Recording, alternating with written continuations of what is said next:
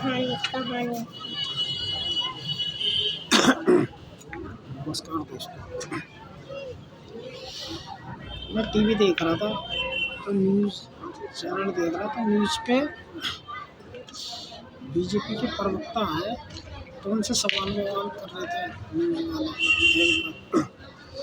उनसे कहते हैं कि ये बताओ कि गोवा में गाय कटती हैं, वहाँ पे क्यों नहीं रोक लगती है। ये सब बस एजेंडा है। जहाँ जहाँ बीजेपी की सरकार है कि वहाँ गायों का गौ माता है, और जहाँ नहीं है तो वहाँ उसका नाम क्या, गौ माता नहीं है क्या।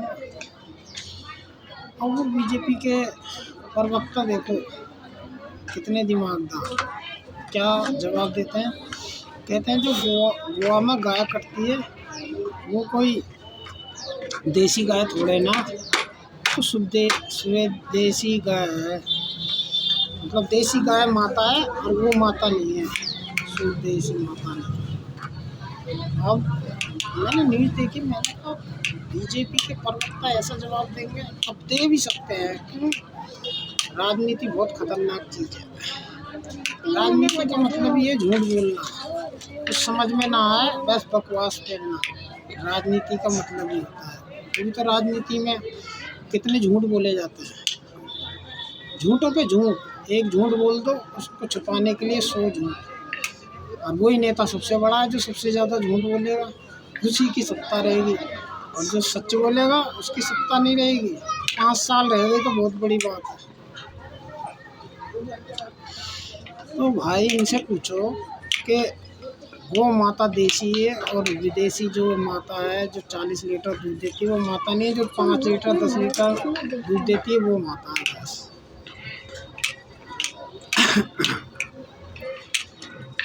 मेरे भाई ये बताओ, आज सारी माता की है ही नहीं, बात है जीव हत्या की। अरे देसी गाय की जीव हत्या हो वो भी अपराधी है परमात्मा की नज़र में। स्वदेशी गाय की हत्या हो वो भी अपराधी है। अब मैं अपनी बात बोल रहा हूँ, मेरी नज़र में। अब मेरी नज़र से दुनिया का कोई मतलब नहीं है तो उसका नाम क्या दुनिया का मतलब हो गया। अब मेरी नज़र से बहुत से धर्म आते हैं जो मेरी नज़र को सही बोलते हैं। जैसे जैन धर्म, एक चींटी मारना भी अपराध है उसमें, वो हत्या की तो बात ही अलग है। हिंदू धर्म में भी बहुत लोग मांस खाने को अपराध मतलब कि सही नहीं मानते। सही चीज़ को ना माने तो वो अपराध ही होता है। मेरी नज़र में बस इतना ही है कि अगर अपने भोजन के लिए किसी जीव को मारते हो तो वो भोजन हुआ नहीं हुआ। ये अपना देश इतना खेती करता है अब भी, और पहले से भी। सोने की चिड़िया कहा जाता है जब से इसको इतना खेती करता है, इतना अनाज सब्जियां उगाने में सक्षम है। आज भी भारत नंबर 1 है उद्योग में। मतलब खेती बाड़ी का, कृषि का काम नंबर 1 पे भारत का आता है। पर पहले सोने की चिड़िया थी, अब नहीं है। क्यों नहीं है? ऐसे मोड़ों की वजह से ही तो ये मोड़ जो प्रवक्ता बन जाते हैं, ऐसे मोड़ों की वजह से ही तो अंग्रेज़ों ने गुलामी करी कि यहाँ कितने बड़े दिमागदार समझदार लोग रहते हैं। तब सोने की चिड़िया को कंगाल कर दिया।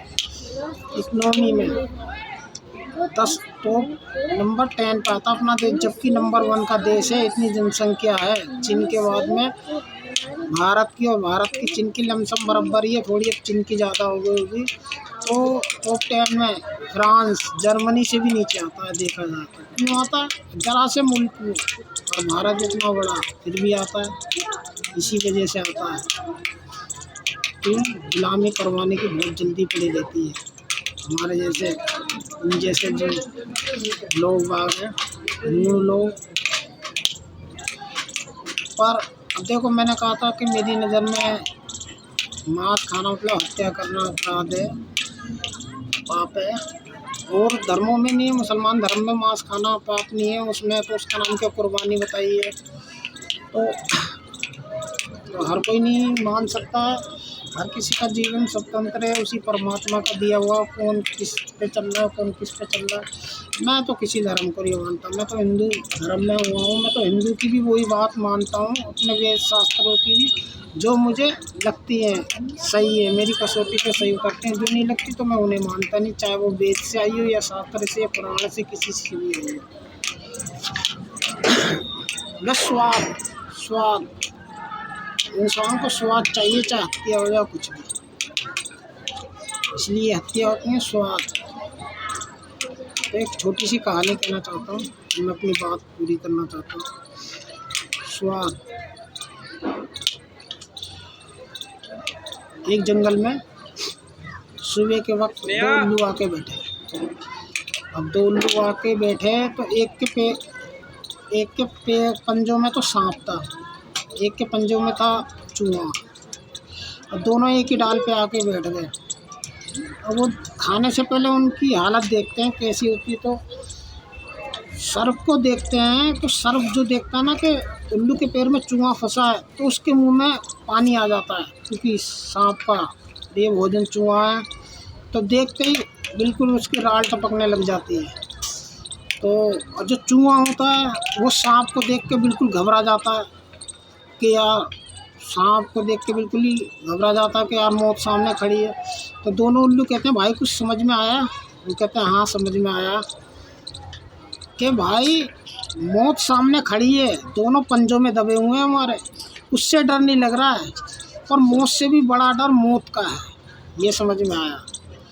और दूसरा कहता है कि हाँ मैं भी जान गया, मौत सामने खड़ी है और स्वाद मौत सबको भुला देता है। समझ लेना अपने अपने तरीके से ये कहानी कहाँ अर्थ जाती है, फिर भी थोड़ा सा तरीका मैं बता देता हूँ।